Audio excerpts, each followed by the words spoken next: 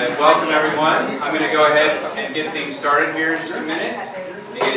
Take a seat. We'll have some more folks joining us, but we want to be respectful of everyone's time, stay on schedule. Again, good afternoon. My name is Derek Olson. I'm the president of World Oregon, formerly known as the World Affairs Council of Oregon. And it's an honor to have you all here with us today. For those of you who have not entered since we had some changes in the building, thank you for bearing with the change in the entrance. We still work very closely with the Historical Society. You're actually in an Oregon Historical Society room, but they no longer own this building that we're in. Believe it or not, it's actually a different building right over here. And so thus the new entrance. So thank you for bearing with us on that. I'm just going to highlight a couple things we have upcoming and then give a short intro to the panel, and then the rest of the time will be with our guests who are here from the East Coast and dive in with their expertise and have some good Q&A. If you're not already a member or signed up for a newsletter, I encourage you to do that at worldoregon.org. Our biggest events coming up is we're rounding out our Great Decisions series. I see several faces in the crowd who've been to Great Decisions. That's every Friday at noon at Portland State. We're having a talk tomorrow on global health with an expert from OHSU. And then another talk on March 9th with a retired U.S. Ambassador, Benjaminson, who's at the University of Oregon, talking about South Africa. So it's a great program. We should get about 100, 150 people, depending on the topic. We're at PSU. If you can't make it in person, it's live streamed on our website. So I encourage you to take a look at that. The other thing that's not our event, but another Japan-related event from our close partner, the Japan American Society of Oregon, is coming up. You'll probably see there's a flyer in the back. This is at the end of March, March 29th, is on the expansion of Ajinomoto, which you'll be hearing from one of their experts here, Paul Taylor, on our panel, and he can talk a little bit about that maybe. But that is a special event that JAZO has coming up on March 29th at Benson. So flyers in the back. And then the big other event that we have coming up, well, first there's one that just, it's too fun not to say. It's got a really long title, but it's Networks, Nukes, or How I Stopped Worrying and Decided to Love the Bomb. And it's about North Korea. So it should be a fun program. Tim, our director of programs, curated it with a professor from Reed. And for those who didn't know, Reed College actually has a nuclear reactor on campus. So yes, should be an interesting program. That's coming up later. That's on our website. And then the big event that we have coming up that I think most of you probably heard me say, but I'm going to repeat it till it's over, is the International Speaker Series. That kicks off March 20th. The series is focused on, we're calling it Matters of Fact, with some really great writers and journalists. So we have NPR Weekend Edition host Lulu Garcia Navarro speaking on March 20th. We're doing that in partnership with OPB. In fact, as I was running this morning, I heard our little ad on OPB, which is very gratifying. April 2nd is David Frum, the former Bush administration official who writes for The Atlantic. Evan Osnos on May 2nd. He's a New Yorker correspondent who focuses on China, so especially those with East Asia interest. I think he should be a very relevant talk. And then closing out June 12th, Masa Geshen, who focuses on Russia, Putin. She's also an LGBTQ activist in Russia, which has been really groundbreaking. So it's a fantastic series. We're selling series packages. Later on, once the series kicks off, we will switch to individual tickets. Encourage you to do that. It's through the Portland 5 website, not through our website where you buy those tickets. And if you're a member, you get a 10% discount. So if you have any questions after the event, we have flyers and our team members can help explain. So enough of the general promo about what we're working on. Want to dive in now to today's event. We're really honored to have these guests here from East Coast. This is in partnership with our parent organization that we work on a number of collaborations, the World Affairs Councils of America, who came to us and said that we have an opportunity to have some real experts to talk about the U.S. Japan relations. And of course, particularly in the Pacific Northwest, that's one of great interest, so we immediately said yes, we would love to have them. Partnering with the Japan American Society in Oregon, we put this on. They're doing a couple different events here and meeting with business leaders and others to talk about U.S.-Japan relations in general, and then specifically with the Pacific Northwest and Oregon in particular. We have a very distinguished panel. They're going to be giving some presentations, and then afterwards will join us at the table for some moderated Q&A with the audience. Just a heads up that this event is being recorded to be used later, so just keep that in mind when you ask your questions. The panel includes former U.S. Ambassador James Zumwalt, who's the CEO of our host, Sasakawa USA, which is a great organization that helps spread the word and have discussions on U.S.-Japan relations. Stephanie Siegel, who is a senior fellow and the deputy director of the Simon Chair in Political Economy at the Center for Strategic International Studies, or as it's known inside the Beltway, CSIS. It's a very powerful think tank, for those of you who haven't had a chance to have them present before. And then Dr. Saju Lemay, who is the director of the East-West Center in Washington, D.C., and it has a lot of expertise not just in Japan, but also in East Asia in general. He's the creator of the Japan Matters for America project, which is part of what we're working on. And then we have a local boy done good, Paul Taylor, Vice President and General Counsel for Ajinomoto North America Division, which is based in Portland. And he can talk a little bit about that. They've really been a success story here, employing a lot of people here locally, making products that are sent all over the place. So this is one of a series of events that Sasakawa USA has organized with local organizations like us as part of the Alliance Working in America program. And really this seeks to engage regional leaders, public, influencers across the U.S. on the importance of U.S.-Japan alliance to U.S. regional and national interests. It's a real honor to have them with us. I encourage you, if you're on social media, both Sasakawa and World Oregon have been doing a lot of social media about this, not only the events themselves, but the discussion and some of the follow-up. I encourage you to join us there as well. So without further ado, I would like to hand this over to our experts, and we should have a fascinating discussion.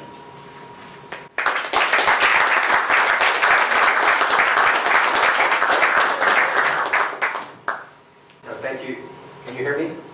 Yes. No, thank you very much, Derek. It's great to be here in Portland. We were very delighted to see some sunlight as we were coming over here today. I look forward to some more. Us too. Yes, I'm sure you were. But anyway, I first of all wanted to thank World Oregon for being a wonderful partner with us and organizing this event. As Derek just explained, our goal, we're a U.S.-based nonprofit, 501c3, dedicated to strengthening U.S.-Japan relations. And so our primary purpose is educational, and we very much are looking forward to getting out of Washington and engaging with audiences around the country. And to do that, we need to have local partners. And so we very much appreciate the efforts of World Oregon. I also want to thank the Japan American Society of Oregon and Graham Morris, who's also been a wonderful partner for us. Thank you very much. And then also, of course, both the East-West Center and CSIS. I think Satu and Stephanie themselves will introduce a little bit more about what they're doing. But one of the ways at Sasakawa that we try and advance our mission of strengthening U.S.-Japan relations is working with like-minded partners. And certainly CSIS and the East-West Center have been wonderful partners for us in a range of activities.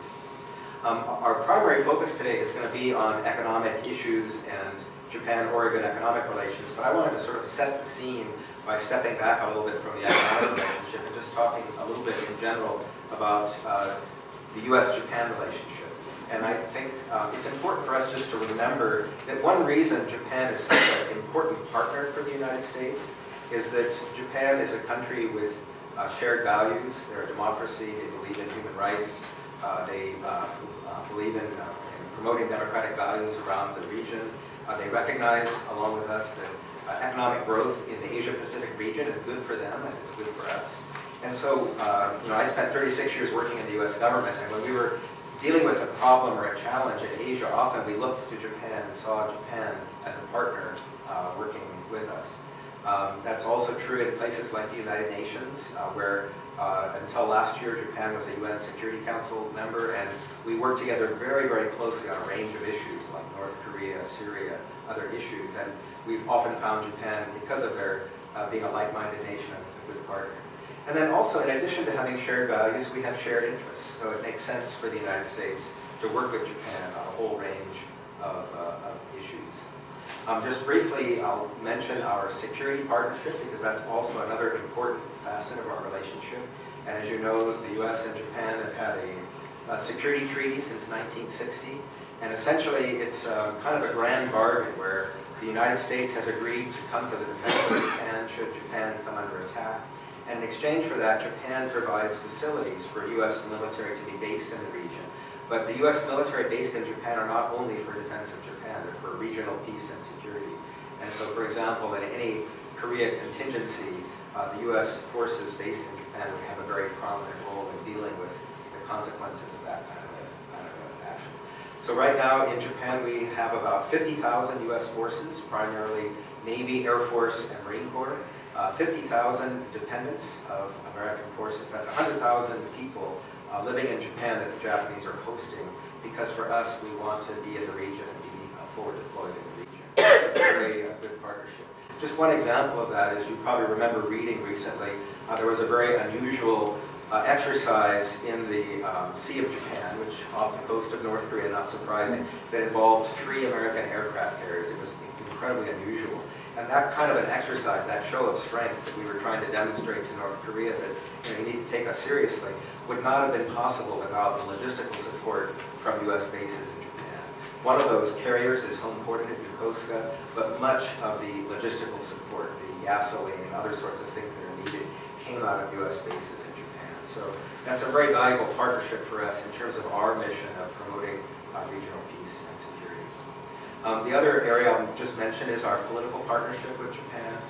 Because we have shared values and common interests, Japan is often a partner working with us. For example, I mentioned promoting democratic values, but certainly in places like the South Pacific, where we both have shared concerns about sustaining some very fragile states in the South Pacific, Japan is often one of our best partners working together with us in regions like that. So anyway, I'll just conclude there, and we can turn things over, but I did want to set the stage a little bit, because Japan's an important economic relationship, but we also have a security partnership and a political partnership, and it really stems from the sort of shared values and common interests we have. And the last thing I'll mention is, our relationship with Japan, while the government-to-government ties and the business ties are very important, really the fundamental basis of our relationship are the people-to-people ties we have. I'm an example of that. I went to Japan at age 17 as a high school exchange student, and it wasn't my choice. I didn't think I want to go to Japan and live for a year. I signed up for an exchange program, and there was a host family in Japan willing to take me, and that was life-changing for me to live in Japan for a year. So I know in Portland you have a sister city relationship with many, and Oregon has many sister state relationships. Those kind of ties are really important. I know, for example, every year at the Sapporo Snow Festival, there's a Portland ice statue that's built because of the sister city ties between Portland and Sapporo. And you'll see that on the national news. They'll talk about, look at these Americans have come and they're building a statue out of ice. And it's just a nice way of showcasing our friendship. And I know those kind of efforts take a lot of effort, a lot of work on the part of cities like Portland. But one reason we're here is because we really value the contributions you're making to U.S.-Japan ties through the local governments and state governments and community-to-community ties.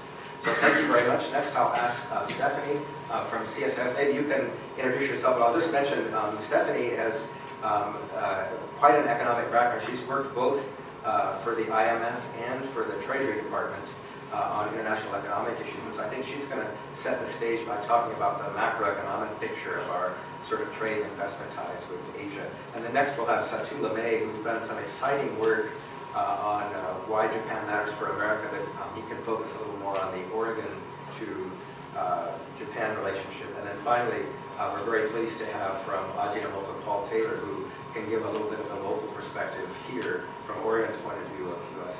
of Japan-Oregon tie. So thank you very much. I appreciate your all coming out. I look forward to your questions and answers. Thank you. Set my timer here. Every time I run through these slides, I take about a half an hour, which is 3 times the limit I was given. So, okay, we're starting. Thanks very much for having us out here. As the ambassador said, I think this opportunity to get out of the Beltway and actually engage with people that are closer to the real economy is incredibly important for us. So thank you for providing the opportunity to do that. Thanks to Sasakawa for organizing the event, and to World Oregon and the World Affairs Councils for facilitating this event. As the ambassador mentioned, so I'm going to start at things from a very 40,000 foot level, and I think as the presentations progress, we'll kind of drill down to a more Oregon-specific Japan level. But just to start off here with U.S.-Japan trade relations, challenges, and opportunities, I'm going to go through a very, very brief history and talk a bit about global developments, get into a bit about the politics of trade and how Washington and the current administration is thinking about trading relationships, and then mention a bit the challenges and the opportunities in the bilateral relationship. So starting again from this global macro perspective, this is a chart that looks at global trade in goods and services as a percent of global GDP. And so you see the trend here over the last 6 decades was a very consistent trend of increased global integration. And you had a pretty continuous trend up until that sharp dip that you see right there, which was the global financial crisis. So you really get a sense here of the hit that global trade took as a result of the global financial crisis. And then a rebound that took a few years. The rebound actually, it looks like it got back up to its peak from 2008, but it's slightly below that. And then to have a trend where you actually have a lower degree of global integration is interesting, because it's a break from what we've seen over the previous 6 decades. And we can ask, why is that happening? There are a few different potential explanations for that, including things like global value chains and the integration that took place leading up to the global financial crisis has kind of reached its limits, and so it's backing off from that. It could also be that there is just increasing protectionism.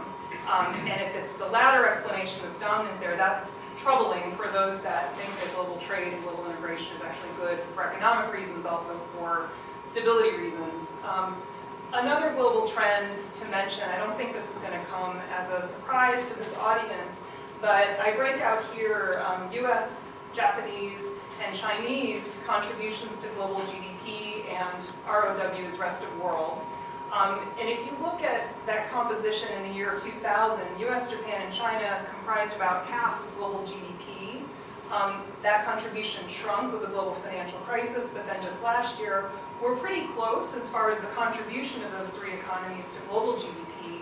But what's different is the contribution that China is making, and the U.S. and Japan both making a much smaller contribution.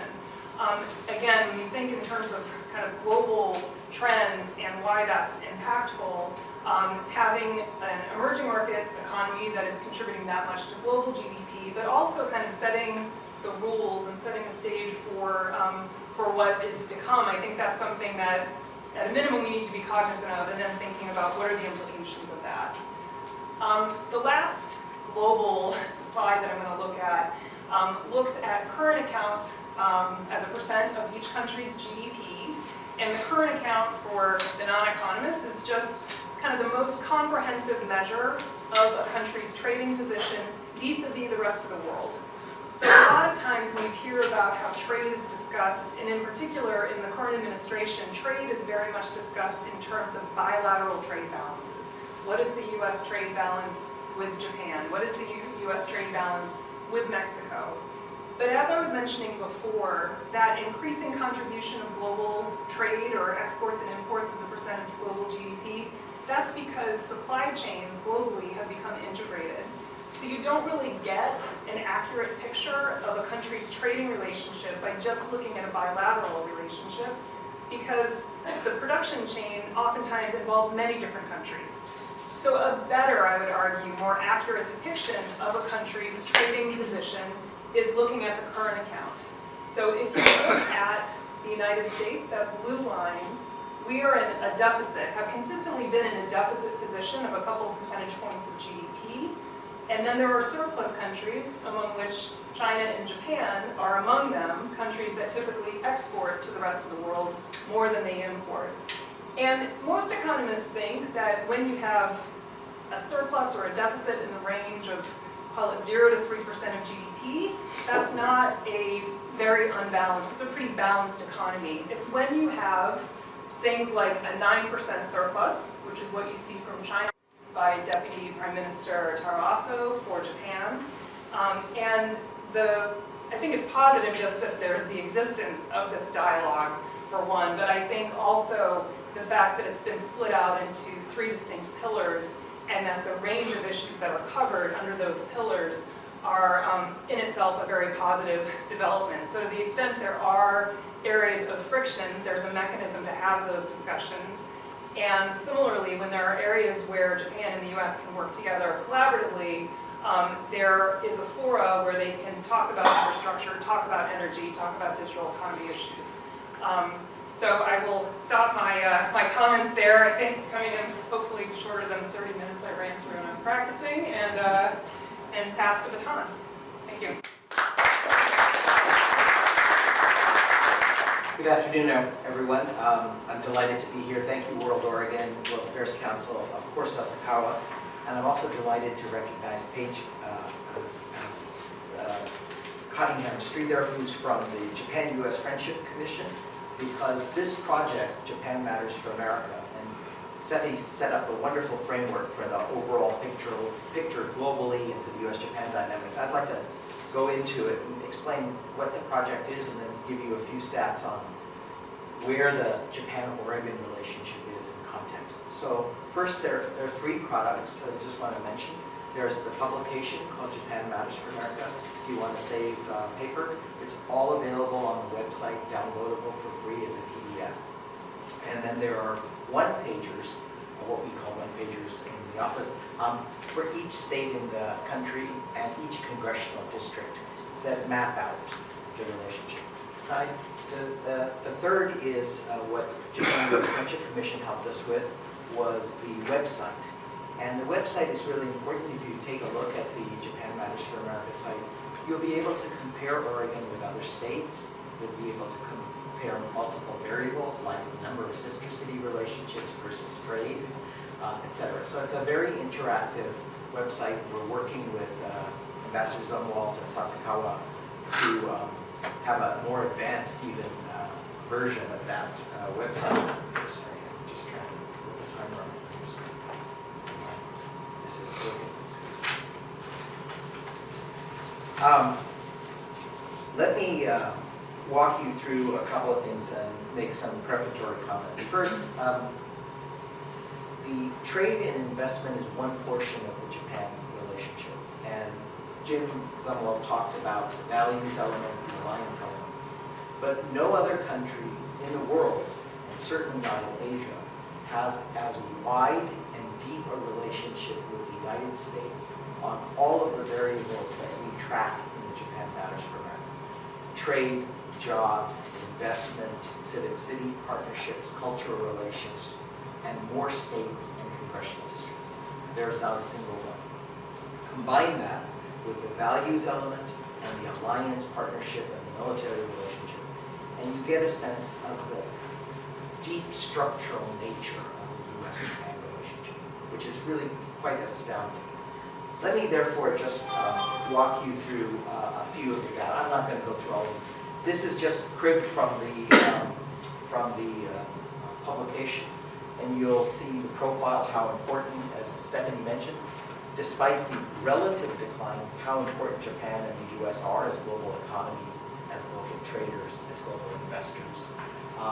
The partnership, how much they cooperate globally, on trade figures, etc. You can go through all this. Educational relationships, over 400 sister partnerships. And Jim mentioned the one about how the high sculpture in Hokkaido, but just the least of it, community connections, and of course, the cornerstone of peace and security in the region.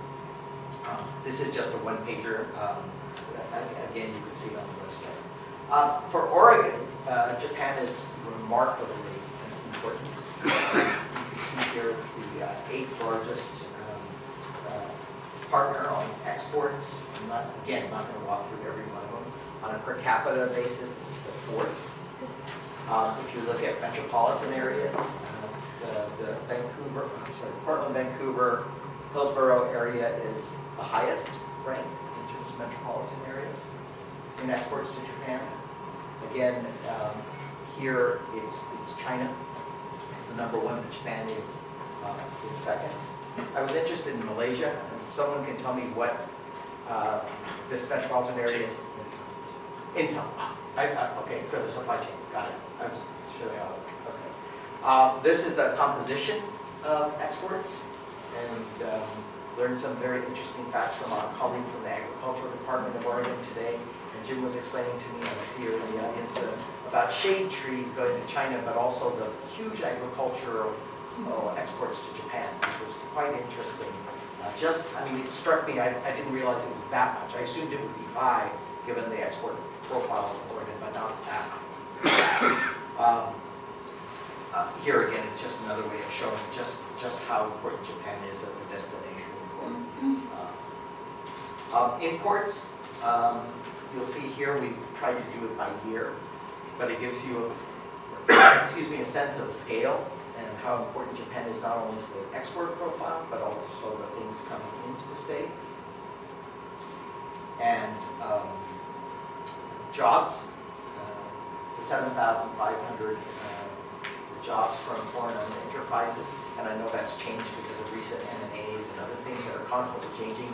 And as you understand, statistical data like this is often out of date, meaning it's not current to today, sometimes a year lag because of Bureau of Economic Analysis or Trade Administration or Census data. Here is how it breaks out. Japan is 11% of employment, foreign majority-owned affiliates. And again, let me go through some of this. Oregon's largest Asian population, it's Japanese Americans are the fourth largest here. And Oregon is amongst the top U.S. states in terms of Japanese population, which isn't terribly surprising given the history.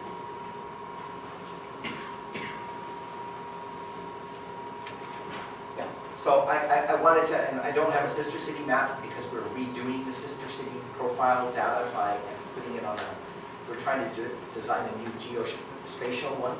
And we're going to, just as a warning, if you have a hiccup on trying to get a congressional district download on Oregon and Japan, bear with us. Because of the Pennsylvania ruling and our expectation that other congressional districts will be under review for their validity, doing the geospatial link with the software to create a congressional district is something we might put off until the 2020 census.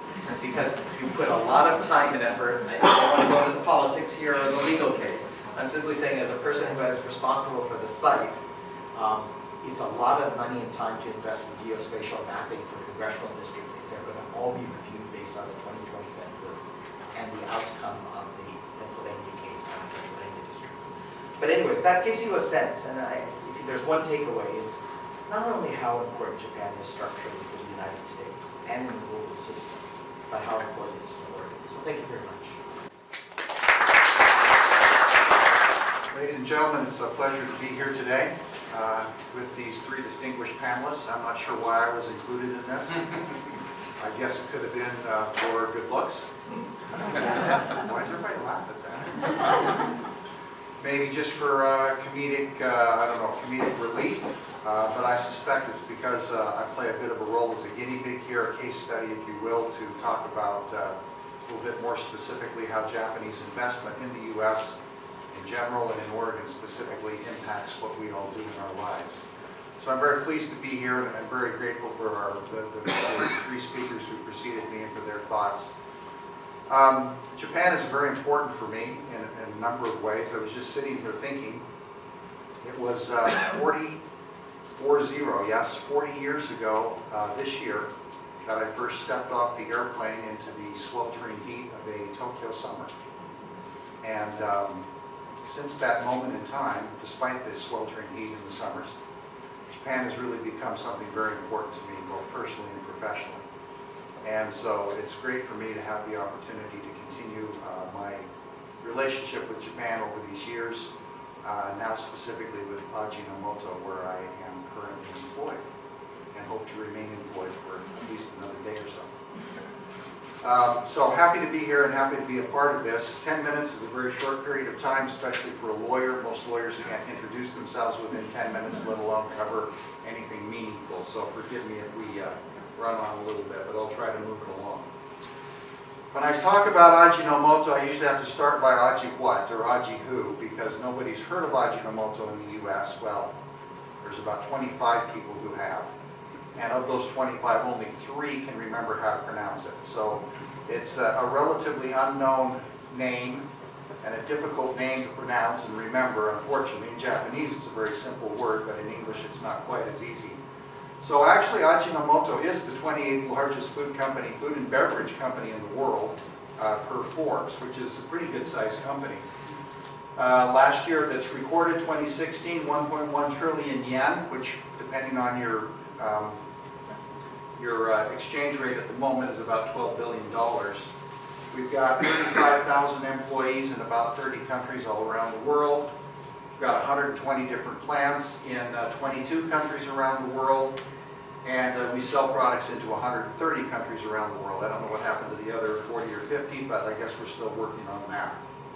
We've been around for a very long time. We were founded in Japan back in 1909. And our company is really based on amino acids. I don't know if you all know that. Yes, our first product was MSG, which is an amino acid-based product. Here in the U.S., we usually say MSG very quietly. It's like saying you're a lawyer. So I've already got 2 strikes against me right here, and it's only been 3 minutes. But MSG was the first product that we introduced to the world, and it is still a very large product that we sell all around the world. Unfortunately, it's got a bit of a negative connotation here in the U.S., but in Asia it's very, very popular. Umami, we like umami. This is the 5th taste. It can't be new because our tongues have been around for quite a while, but the new taste, the savory taste that's talked about more and more these days with chefs and other culinary experts. So, and that's what MSG is all about. So we've been around for quite a long time. Now, around the world, we basically have these groups of companies, and I won't spend a lot of time going through each one of these, but we still do a lot of seasonings. We do aspartame too. I guess that's the 3rd strike and I'm out. So I'll just give this back to Jim. We sell a lot of consumer food products, frozen food products, soup products. The Knorr brand is a Unilever brand around the world except in Japan where it's an Ajinomoto brand. So Knorr soup in Japan is very big. We sell a lot of coffee products, not here in the U.S. Blendy and Birdie, 2 wonderful brand names. That's sarcasm. We do sell a lot of amino acid products that are used for health and nutrition. That can be pharmaceutical products, it can be medical foods. It's a very broad range, and we do that all around the world. We sell animal nutrition products, and actually have quite a bit of that here in the U.S., which I'll talk about momentarily. And finally, we do sell specialty chemical products as well. In North America, Ajinomoto has been here for a very long time, dating all the way back to 1917 when they first opened their office in New York City. There was a brief time where that office was closed for global reasons. But they've been very strong ever since the end of World War II here in the United States. Currently, we have 12 companies in North America, which is 27 locations in about 11 states or provinces. We're about $1.6, $1.7 billion in annual sales, and we have about 4,000 employees. So it's a fairly large enterprise here in North America, and most of that, by the way, is the United States. We have a relatively small sales office in Mexico City, and we have a small production facility in Halifax, Nova Scotia. But other than those 2, everything else is here in the U.S. Here's a map just to give you a little bit of an idea. You can see that we have, here in Portland, we've got 3 different companies that are based here. I won't talk about that in just a minute, but we're in the Bay Area, we're in the LA area, San Diego, we've got a few operations in Texas. Surprisingly, we have 3 operations in Missouri. We've got a couple in Iowa. This is a geography test, by the way. There will be a quiz later. We've got a couple of headquarters in Chicago. We've got a very nice plant in rural Mississippi. And a plant in Raleigh. This is the Nova Scotia plant I was talking about. We just acquired the Cambrook Therapeutics Medical Food Company based in Boston, Massachusetts. That just happened about 3 months ago. So that's the newest member of our group. And then the small sales office down in Mexico City. So that's what we have in North America right now. Here, people don't know the Ajinomoto name quite so well, but there are a lot of products that you might very well bump into in your daily routines, ranging all the way from a lot of consumer food products, Jose Ole, Ling Ling, Taipei, here's an Ajinomoto product you can find in Costco. One of our top selling products, a ramen product. This is an advertisement. Here's a yakisoba product that you can also find in Costco. Whoops, hitting the wrong button. That's what happens when you start advertising. This one you can find in Uwajimaya. We sell a lot of ingredients. This is the evil MSG right there, so watch out for that one. Hondashi, we sell a lot, aspartame of course, into diet drinks. These are more of the sort of health and nutrition products that we sell, and all the way to pharmaceutical, even IV solutions that are used in hospitals around the country. This is the animal nutrition product right here, lysine, mostly lysine that's produced in Iowa. So let's narrow down one more step and talk about Oregon. Ajinomoto's been in Oregon for nearly 20 years now. We purchased the Grand Pack facility out in the Rivergate industrial area, for those of you who are from here, in 2000, and have been producing out there ever since then. We have about 500 employees in 4 facilities now in Oregon. Ajinomoto Windsor is our biggest company in the United States and also here in Oregon. That's the facility that produces frozen food products. Out in Rivergate, pot stickers, fried rice, and other Asian products are primarily what we produce. Ajinomoto Toyo Frozen Noodles is a joint venture with Toyo Suisan. They are the Maruchan noodle brand that many of you are familiar with. We work with them to make frozen noodles that are used in our other frozen food products. We have a small company out in Forest Grove that produces sweet corn powder.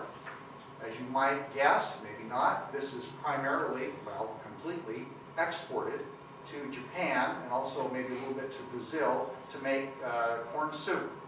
We don't eat a lot of corn soup in the U.S. Japanese love corn soup, and I frankly think we should have more of it, so that's just my opinion. And then lastly, there's a brand new Ajinomoto affiliate that's just coming into Portland here in the next few months. Yamaki, they're based in Shikoku, the small island in Japan, but they're coming here to set up a manufacturing facility to make bonito fish fillets, which is a very popular ingredient in Japanese foods, for those of you who don't know. And they're hoping to sell that product around the United States, mostly into food service and other industrial accounts. So that's Ajinomoto in Oregon right now.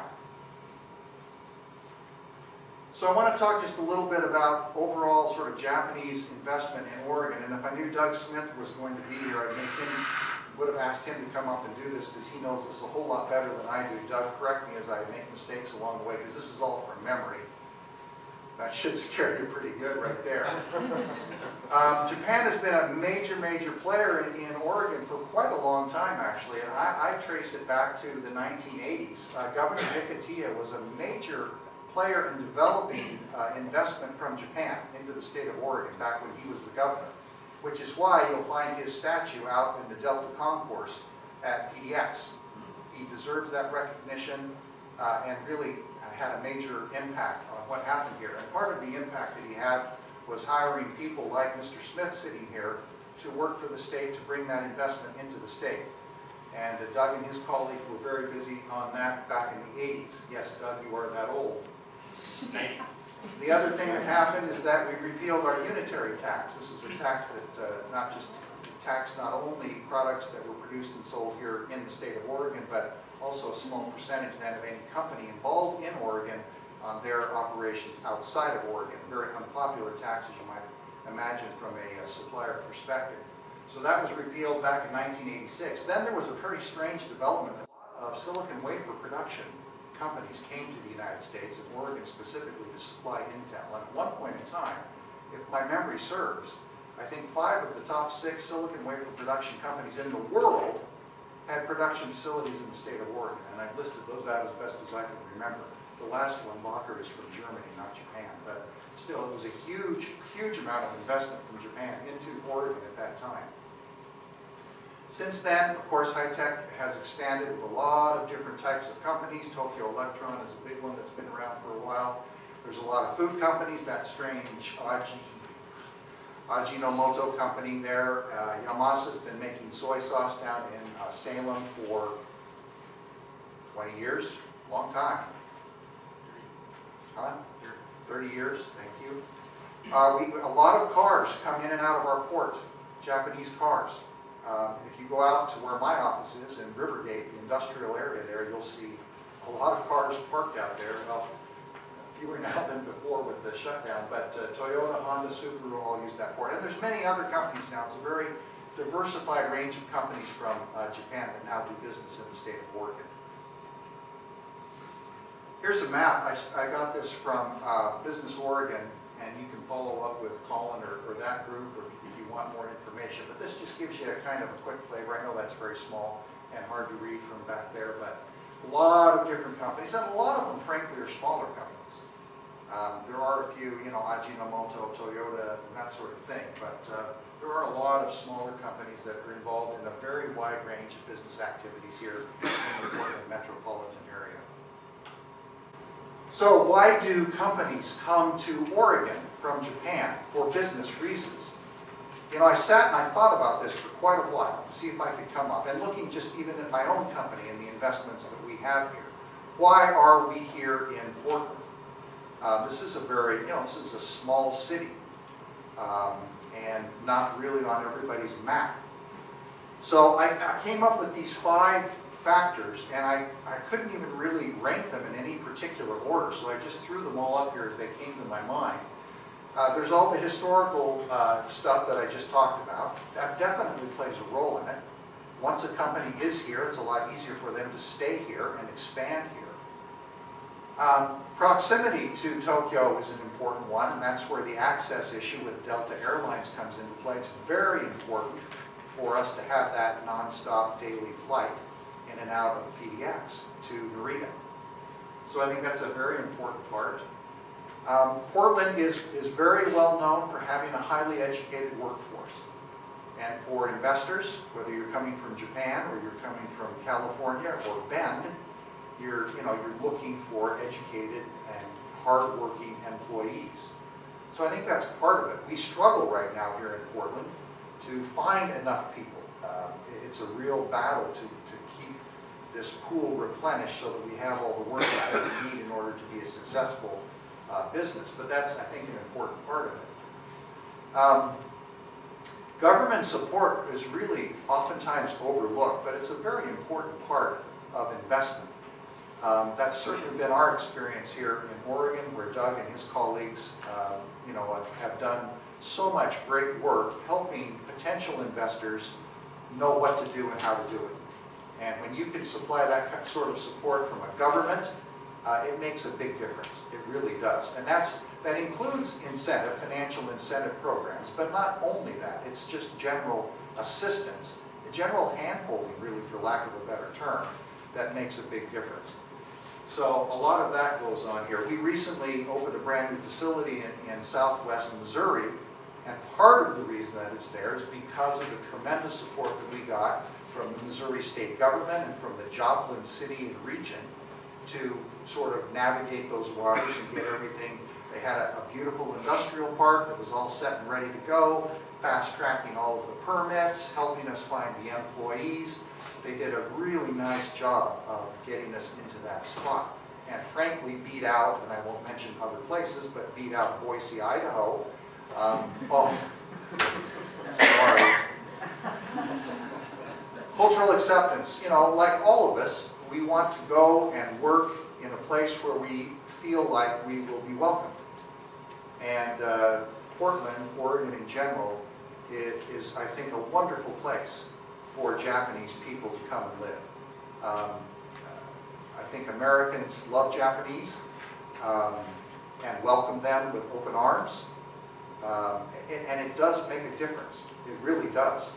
There are other places in the United States, and this time I won't mention names, where it might be a little bit less welcoming.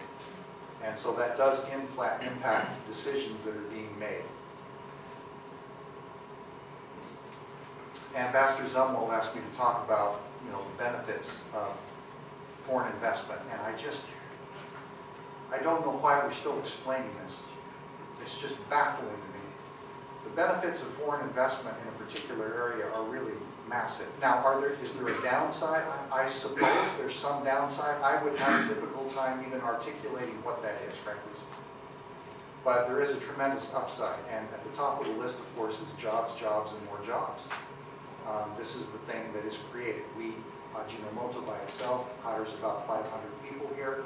But what was your slide saw to? I think there were 7,500 people employed by Japanese-owned businesses in the state of Oregon or Portland, I can't remember.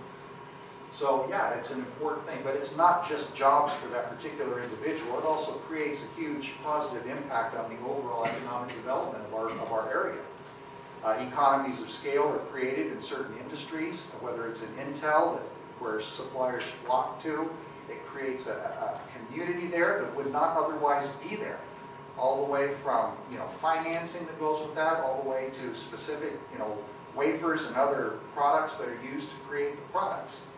So it's nice to have that economy of scale because it creates an environment that you don't otherwise find. It's a little bit like the sportswear environment that we enjoy here in Portland right now with Nike, Adidas, Columbia Sportswear, and others that are all in the same area, compete against each other to a certain extent, but also is a huge amount of overlap and working together. Innovation comes in because of that, which is fantastic. And we talk business, business, business, and business is important, but there's a lot of cultural benefits that come into play as well. So those were the thoughts that I had in my head based on my own personal experiences with Japanese investment. And that's basically what I had to share, so I hope that's of interest. Thank you very much. Hi, Brian Blakey with Deloitte & Touche. Thank you, I really enjoyed the presentation. My question is around the recently enacted 2018 tax reform, and do we see any challenges or opportunities from the companies that you work with or other parties, government officials? Are there any potential impacts from that legislation that's just recently been passed? Thanks. Me or do you want tax? That's a 4-letter word. No, right? Go ahead, Steph. Do you need the microphone? No. Oh, they're recording, okay. So I'm not a tax expert, so I can kind of share my observations on it. I think the argument that was made was that U.S. competitiveness has been hurt by both high taxes and a complicated tax system. And I have heard kind of a unanimous response across the private sector that lowering the tax rate does in fact boost U.S. competitiveness. The issue of simplification would have done that, but I think the actual facts of how much reform was part of that tax bill is a question, and I think the consensus opinion on that is there was not a whole lot of simplification that could have improved U.S. competitiveness. But then as far as the reaction of countries to that reform and of companies overseas to that reform, I haven't heard anything specific to Japan. I have heard, and China actually took some actions to discourage U.S. companies from repatriating their profits out of China back to the United States because they saw the potential for capital outflows in response in a way that kind of supports the case that lowering the tax rate actually does boost the competitiveness of the U.S. economy because capital would be coming back to the United States. That is to say nothing about kind of the broader macro implications of that tax reform, which is a separate issue and could be debated.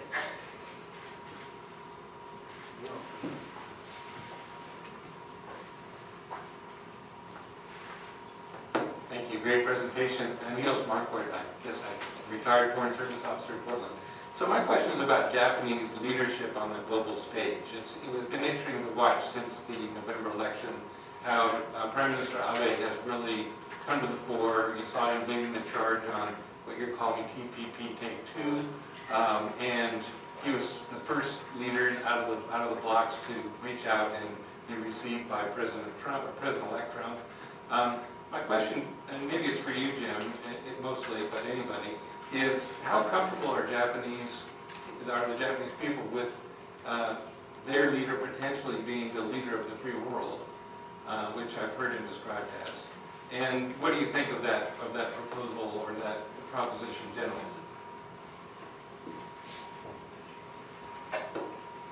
Well, no, thank you very much for the. No, thank you very much for that question. I think for a lot of people, I've spent a big part of my career working on U.S. Japan trade issues, and the dynamic generally was the U.S. side pressuring the Japanese side to undertake both trade opening but also economic reform measures in order to move forward. And if you recall the history of TPP, it originated with 4 rather small countries: Brunei, Singapore, Chile, and I'm trying to remember the fourth one, Brunei and New Zealand. And then others joining in, and then the U.S. when the U.S. joined, suddenly this became like interesting to people because it was a grouping of countries that mattered. And if you recall, during the APEC meetings in Hawaii, President Obama had a sort of summit with the TPP countries, and Abe wasn't there because Japan had not yet come into TPP. I think that was embarrassing to Prime Minister Abe. A lot of Japanese were critical. But the challenge Japan had was agricultural reform. The kind of commitments they would have had to make to come into TPP were difficult for them domestically to do. And Prime Minister Abe decided to bite the bullet, and also I think recognizing that the biggest benefit of TPP to Japan was not exporting more, it was forcing Japan to undertake economic reforms that everyone knew were the right thing to do but politically could not be done. And by saying we have to do this in order to get into TPP, that enabled them to really overcome a lot of the rural agricultural lobby that in Japan tended to be more protectionist. So that was, in a way, the biggest economic benefit for Japan. But then, of course, when the U.S. presidential election occurred, suddenly the U.S. isn't there. And so Japan had paid the price. They had undertaken all these reforms that needed to be done. And then suddenly the benefit was no longer there. So Prime Minister Abe really did face a choice. And for a lot of us who have followed Japan over the years, it was quite remarkable that they decided we're going to fill the void and come forward as the champion of a liberal, open economic multilateral order because the United States is no longer doing so. And so it was, I think, Japan and Australia, some others as well, New Zealand and so forth, that really decided let's rescue this multilateral deal that we have and go forward without the United States. And so what they had to do in order to do that was agree to freeze some of the agreements, mostly a few things that the U.S. wanted, no one else was very enthusiastic about, like additional protection for pharmaceuticals and investor-state dispute settlement and some of those steps. But I think it's quite remarkable that Prime Minister Abe has moved forward. I'm not sure if I would go as far as to say the leader of the world, but I think another issue, sorry? Free world. The leader of the free world, okay. But another reason in the back of the mind, one, I mentioned, they'd already paid the political price, so why not now move forward? But I think a second thing in Japan's mind very much, which is, I think this feeling is stronger than in the United States, was that TPP was an insurance policy against China. That by setting up a multilateral, free, and liberal order, that means that despite Chinese economic growth, China would not become the dominant or predominant power or the rule setter in Asia. And if you look at the TPP negotiations, there were a tremendous amount of talk about regulating state-owned enterprise. Well, if you look at the countries in TPP, maybe other than Vietnam, there weren't a lot of state-owned. This is really China. If you want to join, we're going to set the rules that are going to be tough for you. If you want to join, this is open to anyone. And so I think Japan, that aspect, that strategic aspect of setting future rules that would really determine the world international, or the global economic order was really something that was very appealing to the Japanese. And so I would say in general, in Japan, there's a much greater appreciation than there is in the United States about the strategic impact of TPP. There's much less focus on bilateral trade deficits and those kind of economic issues in Japan. So I think there's a large support in Japan for Abe having seized the leadership, particularly in the Japanese business community. I will add that in Japan, I think there's still a tremendous desire that someday the U.S. will come back into TPP. They would much rather have us be participating than not. So if we ever get to the stage in the United States of deciding it's really of interest to us to join, I think certainly the Japanese will welcome us with open arms. Does anyone want to add anything?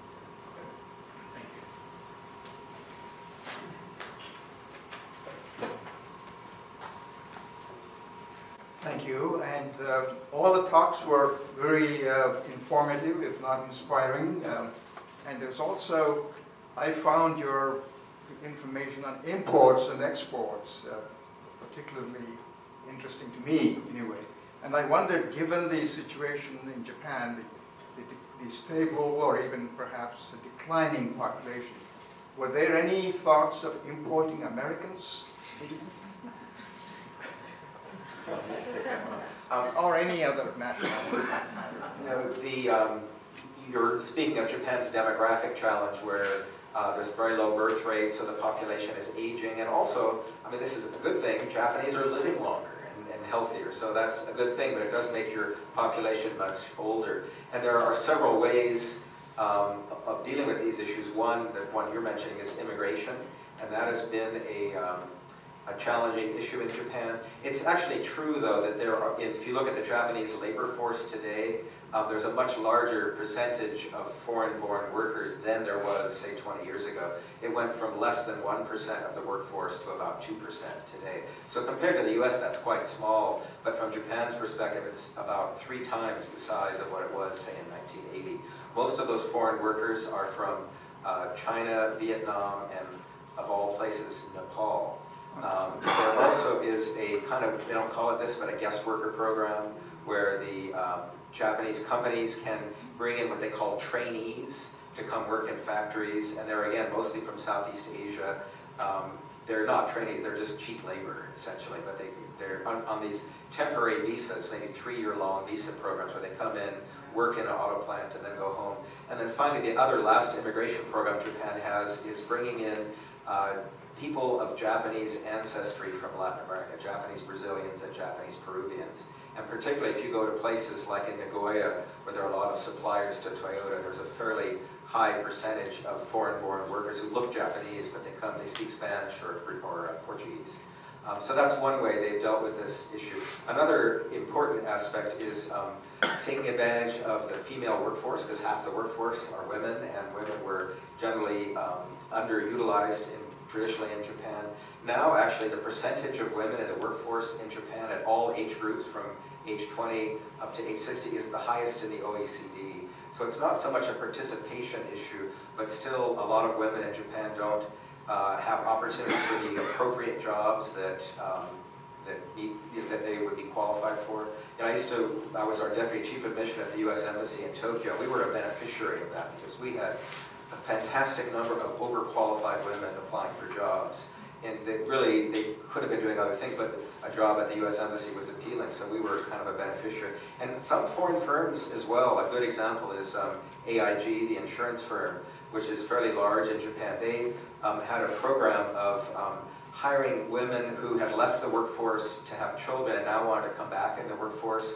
What they were telling me is there's all these women who worked in financial services who didn't need a lot of training. They knew about customer service, they knew about insurance products, they were very smart, and yet they didn't have jobs. And so they were bringing in women sort of age 35 to 40 back into their workforce, and were finding it to be very successful. So, and then you start seeing other companies kind of emulating that. So anyway, getting more women involved at appropriate jobs is another issue. And then a third area, obviously, is the traditional retirement system of having people retire at age 60 when life expectancy is over 80 is probably an anachronism. And so taking advantage of older people who still want to work is another area. But finally, the last thing I'll mention, this is where I'm kind of optimistic about demographics, and that is that in Japan there is much less resistance to introduction of labor-saving technology because unemployment rates are so low, there's a labor shortage right now. People aren't worried about losing their jobs to a robot or to some new technology. And so I think there'll be more rapid adoption in Japan than in the United States to various ways of doing labor-saving technology. And I'm guessing, so one of my comments to American companies, if you have these kind of products that save labor, think about coming to Japan and selling your product, because I think there'll be a lot of receptivity because people are recognizing. But I don't think that just saying immigration is the answer will work in Japan. There's a lot of cultural concerns. And to be honest, Japanese look at Europe and look at the United States and they say, you know, we don't really want that. There's a reaction in what we're seeing, and we're not sure that's such a positive thing for our society. So I don't think you're going to see a huge increase in immigrants into Japan. Thank you.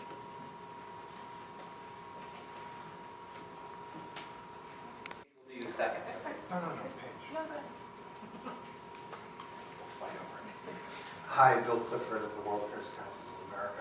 Stephanie, I was struck by one of your slides, which showed just global trade as a percentage of GDP declining in recent years, and it occurred to me that it could be currency or maybe the declining price of oil. But I've been reading from the Economist Intelligence Unit and also from an organization called Control Risks in DC. They've identified trade protectionism in the United States as one of the top risks of the world, certainly for the economy, but in general.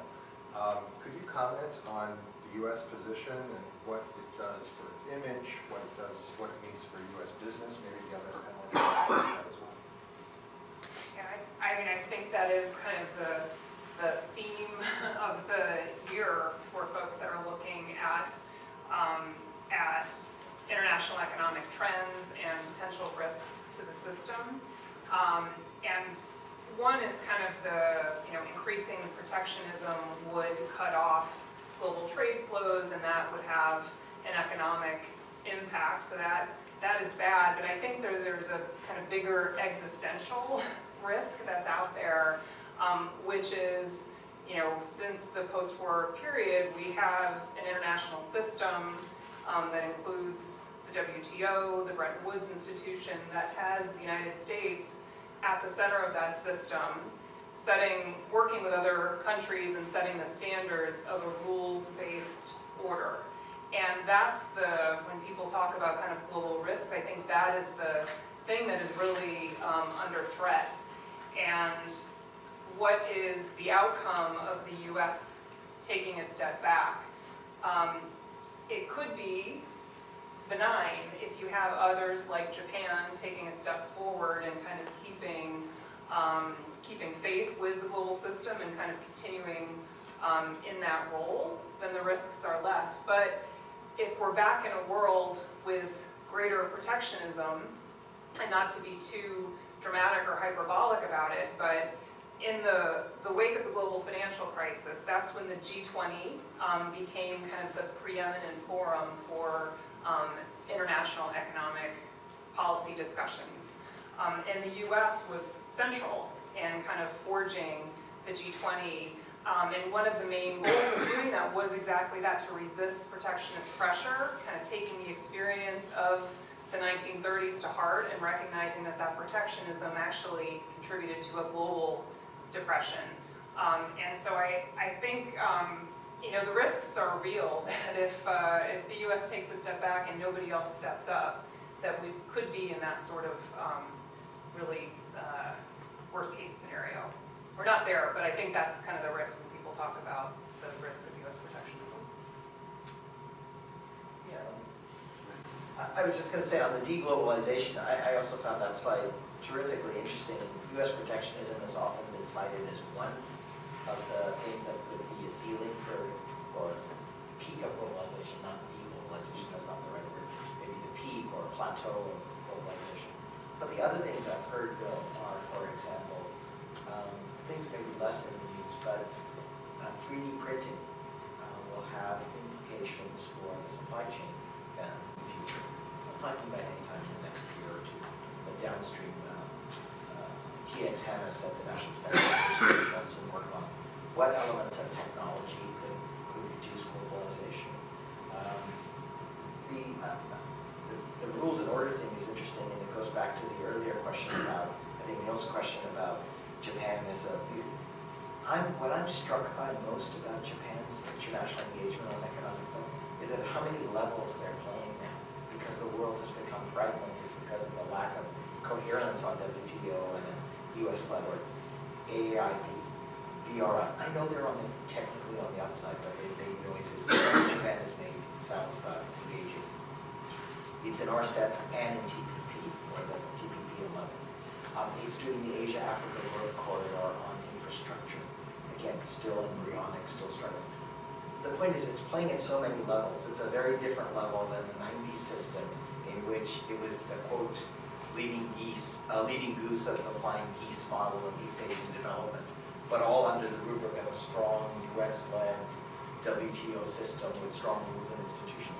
You can see the fragmentation, and people people are jockeying for marginal advantages in a very competitive and quite competitive, in my perspective. So I'd offer that in addition to the U.S. protectionism as the shape of things. Yeah, and sorry, just to add on what you said, Sato, and then on my earlier comments, I think the world in which the U.S. was the dominant economic player and we could set the rules because we were such a large percent of the global economy, that world isn't there anymore. I mean, we are the leading economy, but it's not something that we enjoy exclusively, and it's a matter of time until China actually overtakes the U.S., just looking at the forecast numbers. So we don't have the luxury of just saying this is the way that it is.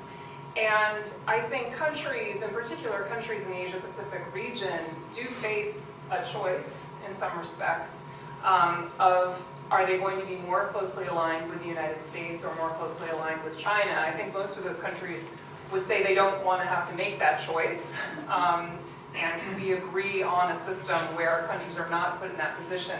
But it certainly doesn't help if the U.S. says things that antagonize our trading partners. And that's the thing that I think, when we think about the risk, that's another risk that we not only are not leading, but we may be pushing away some of our close allies. And if I could just add one other risk to the equation, the comment about like tax policy and does that make the U.S. more appealing to Japanese investors? I think right now, yes, the short answer is yes, but Japanese investors want to know what the rules are, that there are predictable rules going forward. And you had a tremendous amount of investment over the last 20 years by the auto industry, among others, which was premised on the fact that NAFTA existed and they knew what the rules were, so they could invest in Canada, the United States, and Mexico with predictability. We're a nation of rule of law. And now suddenly they're told, well, we might change the rules on you, and the investments you made premised on these rules, it might force you to move some of your investments from one place to another. So if you're a wannabe investor, you kind of think, maybe I better wait and see what the outcome of the NAFTA negotiations are before I put any more money into this economy. So it's not only, I guess, I don't know if you call it protectionism, but the perception that the U.S. is less certain than it was. And the one big advantage we have, which is the perception that we're a nation of rule of laws, has been now called into question. So I think you're seeing more, you're going to see more Japanese investors kind of waiting and seeing before they decide to move forward, particularly with greenfield investments in the United States.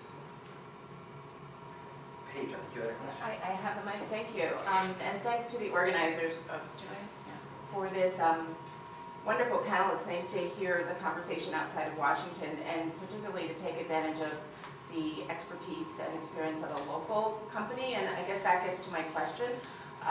We tend to think about Japanese companies and now global companies, and in the case of Ajinomoto, do you perceive of yourself, or do the people in the community think of you as a Japanese company?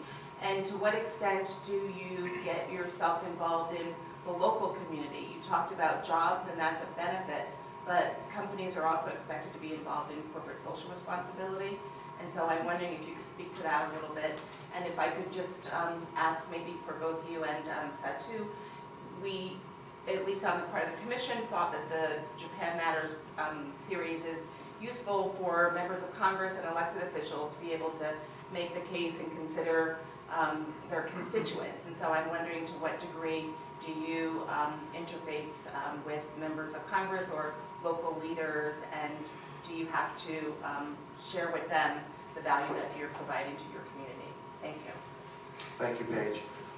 Ajinomoto, I think almost in part just because of its difficult name, is still, I think, primarily thought of as a Japanese company, if it's thought of as at all in the U.S. But we are right now working on a global initiative to increase the brand value of the Ajinomoto brand all around the world, but particularly here in the United States. So it's something that we're very focused on.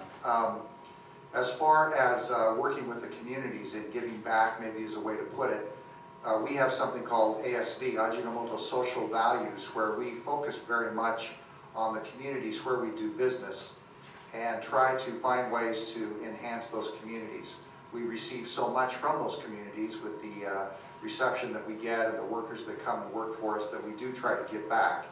And we do this all across the United States, but we have a great example of that here in Portland with the Japanese garden, Portland Japanese Garden, where we have just recently contributed a large sum of money to create the Umami Cafe that's up there right now that hopefully everybody has an opportunity to visit. But we do a lot of different things to try to give back to the communities where we are, yes. There's a page on the congressional outreach, working very closely, of course, with Sasakawa. We do a lot of congressional Hill outreach. The U.S. Japan caucus has been very important in launching our projects on the Hill. Mr. Castro in particular, but others have been very active, and members have spoken at those launch events. Just for the one-pagers, on the states and districts and how every U.S. state and congressional district relates with Japan, just for an example, that was released on the morning by the co-chairs of the U.S. Japan caucus when Prime Minister Abe spoke to the joint session of Congress. It was released that morning, so that was a very important event for tracking all of the members of Congress. And then the programs we do with Sasakawa and on our own to go out into the United States, but also in Japan. We've done local programs throughout Japan, including at the consulates and elsewhere. And finally, I'll just note, as I alluded to, the new website, AsianMattersForAmerica.org/Japan. If you go to the new site after we release it in June, where it's been based on the countries and the U.S. relationship with them, the next site will have American state tax. So you'll be able to go to Oregon, say, or Idaho, or whatever, and look at their relationship. So we hope that will become a platform for state-level interaction. So we're trying to work at all levels of U.S. and the regional partner in terms of getting beyond the national. Do we have time for one more question? Or We have one quick one. One quick question. Anyone else? That's wonderful. We've answered all your questions. That's great.